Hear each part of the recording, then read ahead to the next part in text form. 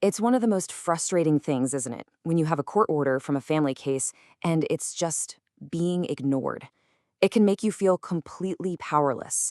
But the legal system actually has a very specific and very powerful way to handle this.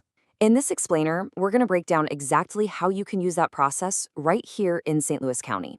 So let's kick things off with the question that probably brought you here in the first place. So you've got that judgment. Maybe it's for custody, maybe it's for child support, or how you're supposed to divide property, and the other person is just not following it. This is an incredibly common and unbelievably stressful situation, and you're probably asking yourself, okay, what can I actually do about this?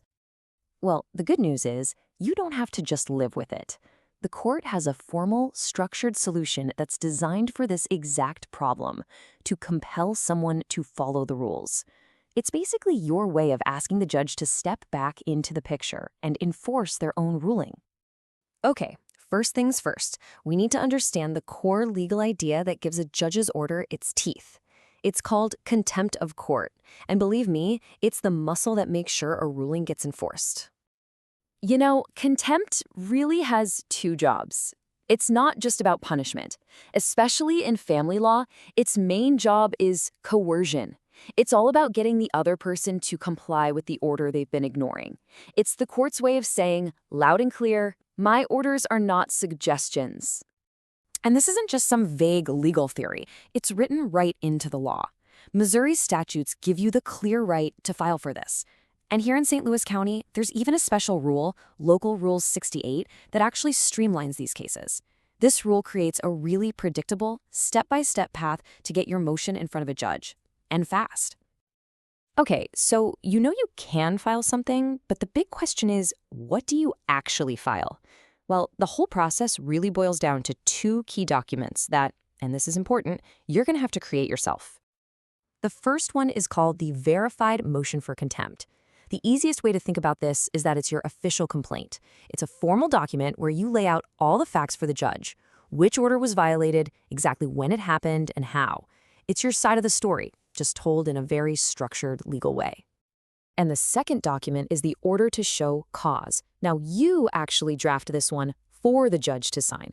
This is the court swinging into action because of your motion. And it is a powerful command. It legally forces the other person to show up in court and answer for why they haven't been following the rules. Now, listen up, because this is a huge point, and it trips up so many people. Unlike some other court actions, you can't just go to the court clerk's website and download a simple fill-in-the-blank motion for contempt form. For these kinds of cases, divorce or custody, you or your attorney have to draft these documents from scratch. So if you've got to draft this thing yourself, what exactly needs to go into it to make it effective? A really strong motion is crystal clear, super specific, and it follows a logical path. So let's break that down into 5 essential steps. First up, tell the judge exactly which order and, if you can, which paragraph was broken. Second, you have to give specific facts. No generalizations here. A huge mistake is being too vague. Give dates, give dollar amounts, list the specific actions. Third, be really clear about what you're asking the judge to do. Fourth, attach a copy of the order itself. This is a great pro tip. It saves the judge from having to go hunt for the file, and trust me, they appreciate that. And finally, and this one is an absolute must, you have to get the whole thing verified.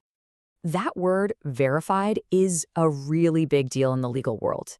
It means you're swearing, under penalty of perjury, that every single fact you wrote in that motion is true. You literally have to sign it in front of a notary public or a court clerk who will make you take an oath.